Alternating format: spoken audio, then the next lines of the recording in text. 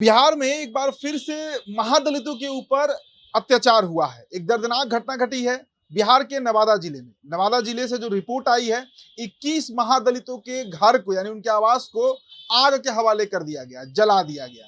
और जीतन राम मांझी जो मांझी समाज के नेता हैं, जिस जाति के ऊपर यह हमला हुआ है, जिस जाति के ऊपर यह अत्याचार हुआ है, उसके नेता जीतन राम मांझी का कहना है, उनका जो बयान आया, उन्होंने कह दिया कि यादवों ने महादलितों का जमीन हड़पने के लिए यह कुकृत्य किया है। लेकिन अब पुलिस ने लिस्ट जारी कर दिया है और पुलिस ने जो लिस्ट जारी किया है, 15 लोगों की जो गिरफ्तारी हुई है, उनके नाम और उनके टाइटल को आप सुनेंगे तो आपके होश पाख्ता हो जाएंगे। सबसे पहले वीडियो में आपको हम बताते हैं कि कौन से वो 15 लोग हैं जिनकी गिरफ्तारी हुई है। जो सूचना निकल कर आई है, जो पुलिस ने जिन पर FIR किया था, आप देखिए सिलसिलेवार तरीके से आप नाम देख सकते हैं। नंदू पासवान का जो नाम है वो सबसे पहले आ रहा है। नंदू पासवान के साथ साथ आप सूची देख सकते हैं जो पुलिस की तरफ से पुलिस अधीक्षक कार्यालय नवादा की तरफ से जारी किया गया है, जिसमें नंदू पासवान, साथ में साथ पन्नू पासवान, शिवू पासवान, तो ये ऐसे जगदीश पासवान, ऐसे ऐसे नाम है। मतलब पासवान जाति जो है उनके द्वारा यह कुकृत्य जो है वह किया गया है और यह घटना ने पूरे बिहार को दहला दिया है। देखिए, बिहार आज 2024 में चल रहा है। जो सरकार है वो ये दावा करती है कि हमारे राज्य में जो दलित समुदाय है, जो अनुसूचित जाति जनजाति के लोग हैं, वो सुरक्षित हैं। लेकिन कितने सुरक्षित हैं, इससे आप अंदाजा लगा लीजिए कि कुछ बदमाश जो हैं, हालांकि मामला भूमि विवाद का है, जो खबरें निकल कर आई हैं, कोई निजी रंजिश का मामला नहीं है, मामला भूमि विवाद का है। लेकिन आप सोचिए कि पासवान जाति की दबंगई किस तरीके की है और इस तरह की छुटपुट घटना बिहार में होते रहती है। हालांकि यह घटना बड़ा रूप ले लिया, इस कारण इसे मीडिया का इतना लाइमलाइट भी मिल रहा है। नहीं तो अमूमन गांव में देखा जाता है कि जो पासवान समाज के लोग हैं वो इसी तरीके से मांझी, बैठा, रजक और जो अन्य जातियां हैं दलितों में, उनके ऊपर इस तरीके के कारनामे करते रहते हैं। हालांकि जीतन राम मांझी ने तो कह दिया कि यादवों के द्वारा ये किया गया है, लेकिन ये बयान सरासर गलत है। इसका पुख्ता सबूत खुद वहां की जो पुलिस है वो बता रही है। नवादा में मुसहर और चमार जाति के लोग बरसों बरसों से एक जगह पर रह रहे हैं। दुसाध जाति के भी लोग वहाँ पर रह रहे हैं, लेकिन यही विरोधी दल के लोग और खास करके जो यादव समाज के लोग हैं, वे लोग जमीन के ये में एक आध दो दुसाध जाति के लोगों को अपना पक्ष में कर करके उनको आगे बढ़ा करके यहाँ घटना का अंजाम दिया है, जिसका प्रमाण यह है कि पुलिस जब पकड़ा धरी किया है तो 12 को ज़्यादा भी लोग पकड़े गए हैं। तो इससे साबित यही हो रहा है कि समूचे बिहार में वो लोग अभियान चला रहे हैं कि शेड्यूल कास्ट जी जमीन पर रह रहा है तो न रह रहा है तो सब जमीन को अपना कब्जा में ले करके उसको अपना मकान बनाते हैं या बेचते हैं। इस पर सरकार को ध्यान देना चाहिए। सर, ये कहा जा रहा है कि अपोजिशन के लोग ये तोहमत लगा रहे हैं कि दलित नेता कुछ बोल नहीं रहे हैं।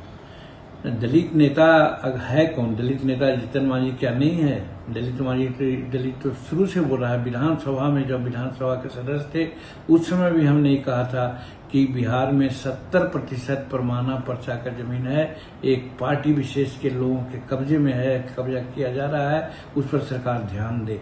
तो जब बिहार विधानसभा में जीतन मांझी बोल सकता तो जीतन मांझी तो दलितों में भी सबसे दलित आदमी है जो उसने कहा है, तो इस बात का तो लोगों को समझदारी होनी चाहिए। घटना घटी है उसके तुरंत बाद नवादा के पुलिस अधीक्षक यानी SP अभिनव धीमान ने संवाददाताओं से कहा था कि शाम 7 बजे के आसपास फोन पर जानकारी मिली थी कि मांझी टोला के कुछ घरों में आग लगा दी गई है। उन्होंने कहा था कि पुलिस तुरंत दमकल की गाड़ियों के साथ मौके पर पहुंची और आग बुझाने का कुछ समय लगा। SP ने बताया था कि प्रारंभिक जांच में पता चलता है कि घटना का कारण भूमि विवाद है और इस संबंध में मामला दर्ज की जा चुकी है।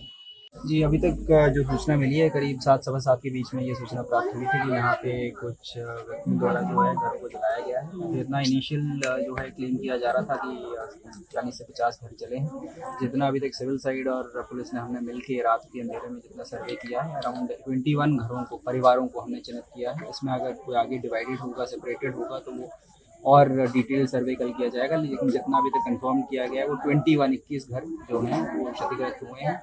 अभी तक इसमें किसी व्यक्ति के या फिर किसी अन्य जो है किसी की क्षतिग्रस्त होने की, मृत्यु होने की सूचना सामने नहीं आई है, ना ही कोई ऐसी बॉडी मिली है।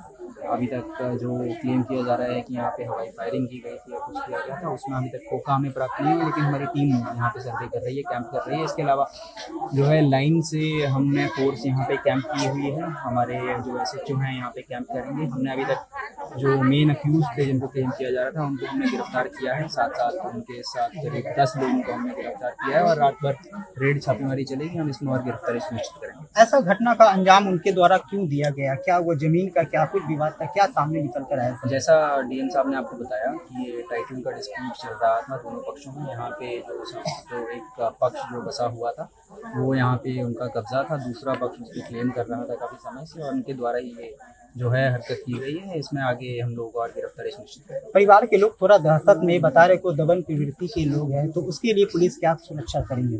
जी, जैसा आपको पहले बताया कि अभी मैजिस्ट्रेट ऑफ फोर्स जो है अभी अगले 2 से 3 दिन तक यहाँ पे कैंप करेगा जब तक सिचुएशन नॉर्मल नहीं हो जाती है। अगर सिचुएशन फिर भी नॉर्मल नहीं रहती है तो हमारा फोर्स और मैजिस्ट्रेट जो और आगे कंटिन्यू करेगा और लोगों को ये अपील है कि शांति व्यवस्था बनाए रखें। अगर कोई सूचना ऐसी कोई इंटेलिजेंस हमारे साथ शेयर करना चाहते हैं गोपनीय तरीके से तो ज़रूर हमारे साथ साझा। सर अब तक कितने का क्षति का आकलन किया गया अभी तक?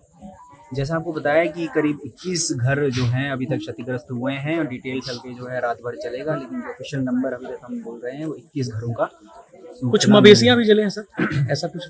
मवेशी अभी तक जलने का जो है वो सूचना हमें नहीं मिला है। इसमें यहाँ पे अभी चेक ही हो रहा है, अगर और मिलेगा तो बता दिया जाएगा। पुलिस के एक अन्य अधिकारी ने कहा था कि आगजनी में शामिल लोगों ने हवा में गोलियां भी चलाई।